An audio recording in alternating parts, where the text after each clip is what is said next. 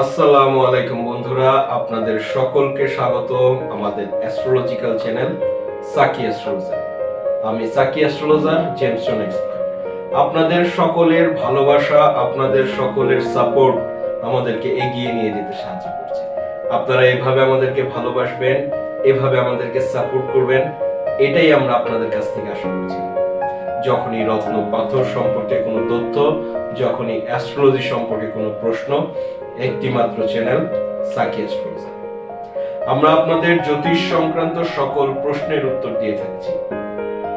প্রতিটি এপিসোড আমরা সায়েন্টিফিক্যালি এবং অ্যাস্ট্রোলজির উপর চর্চা করে উপস্থাপন করে থাকছি, যেন আপনারা সকল বাধাবিঘ্নতা, সকল ভ্রান্ত ধারণা থেকে বের হয়ে এসে জ্যোতিষের উপর আস্থা অর্জন করতে পারেন। এটাই আমাদের প্রচেষ্টা।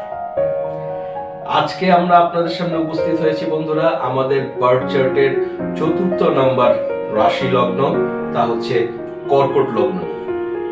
কর্কট লগ্নের কোন রত্ন পাথরগুলি আপনাদেরকে খুব অনায়াসেই আপনাদের গন্তব্য অ্যাচিভে সহায়তা করবে, সে ব্যাপারেই আজকে আমরা আপনাদের সাথে আলোচনা করব। কর্কট লগ্ন দুর্দান্ত একটি লগ্ন বন্ধুরা। কর্কট রাশি বা লগ্নের জাতক জাতিকা যারা রয়েছেন তাদের জন্য আজকের এই এপিসোডটি খুব উপকার বয়ে নিয়ে আসবে। কর্কট লগ্নের অধিপতি, সর্বপ্রথম আমাদের জানতে হবে কর্কট লগ্নের অধিপতিকে। কর্কট লগ্নের অধিপতি বন্ধুরা চন্দ্র গ্রহ। দারুণ একটি প্ল্যানেট বন্ধুরা। চন্দ্রকে আমরা জ্যোতিষ শাস্ত্রে মুড রিফ্লেক্টর বলে থাকি। হ্যাঁ বন্ধুরা, চন্দ্র আমাদের মনের কারণ। আমাদের মনের বিভিন্ন রকম অস্থিরতা, স্থিরতা তা ডিপেন্ড করে থাকে চন্দ্রের উপর।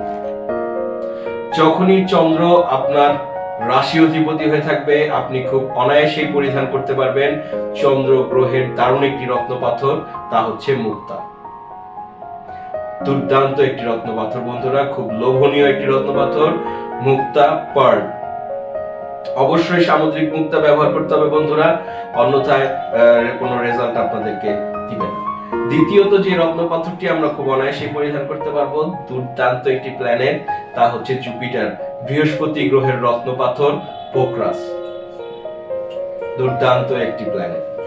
তৃতীয় যে রত্ন পাথরটি আমরা ব্যবহার করতে পারবো অনায়াসে, সেটি হচ্ছে মঙ্গল গ্রহের রত্ন পাথর রক্তপ্রভা। চতুর্থ যে রত্ন পাথরটি আমরা ব্যবহার করতে পারবো বন্ধুরা, আমার খুব প্রিয় একটি রত্ন পাথর, যাকে আমরা রত্ন পাথরের জগতে সকল রত্নের বস বলে থাকি, তা হচ্ছে সূর্য গ্রহের রত্ন পাথর রুবি।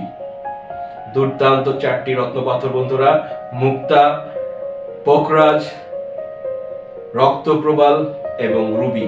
এই 4টি রত্ন পাথর আপনি যদি কর্কট লগ্ন হয়ে থাকেন, কর্কট রাশি হয়ে থাকেন, তবে অনায়াসেই আপনি এই 4টি রত্ন পাথর পরিধান করতে পারবেন বন্ধুরা। সকল বাধা বিঘ্নতা অতিক্রম করে আপনাদেরকে সামনে এগিয়ে নিয়ে যেতে সাহায্য করবে।